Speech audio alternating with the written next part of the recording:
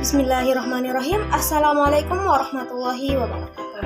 Perkenalkan, saya atas nama Indi Rahmawati dari kelas 30E, Prodi Pendidikan Guru Sekolah Dasar Kampus Bone, Fakultas Ilmu Pendidikan Universitas Negeri Makassar. Baiklah, pada video kali ini saya akan menjelaskan sistematika penulisan proposal PKM.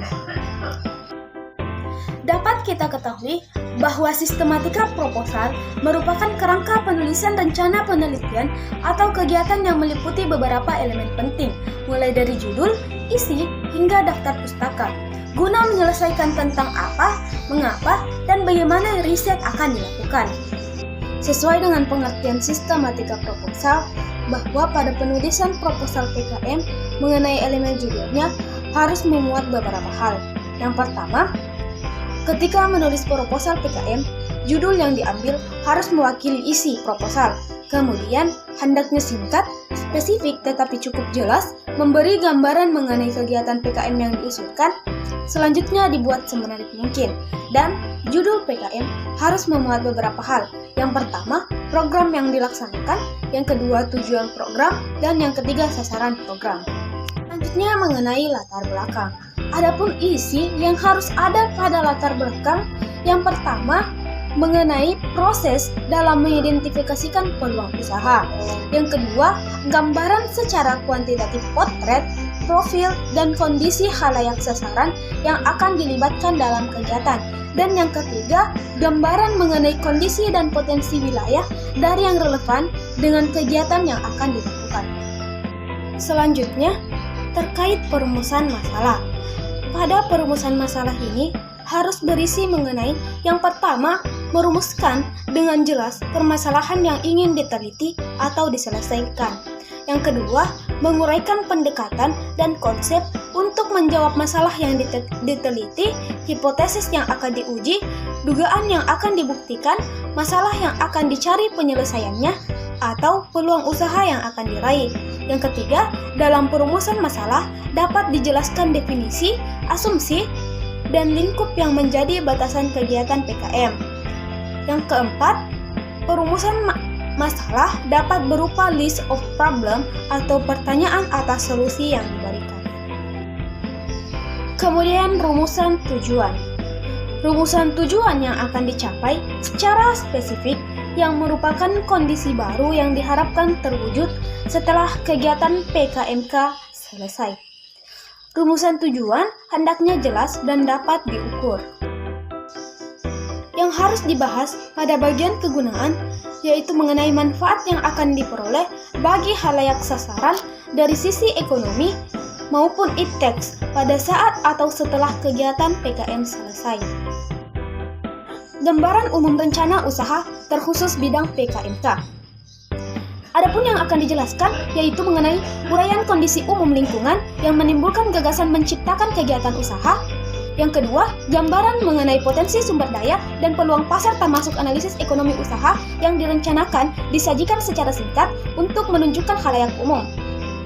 Dan yang terakhir, gambaran usaha yang direncanakan harus menjanjikan perolehan profit untuk menjamin peluang keberlanjutan usaha setelah kegiatan PKMK selesai dilaksanakan.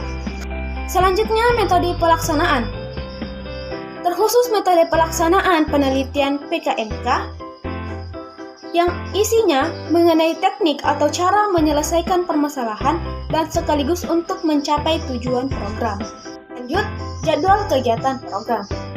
Pada jadwal kegiatan program, ini menjelaskan mengenai beberapa hal.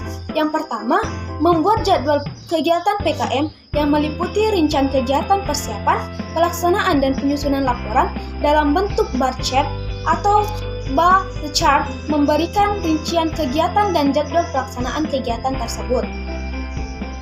Yang kedua, jadwal pelaksanaan mengacu pada metode pelaksanaan program.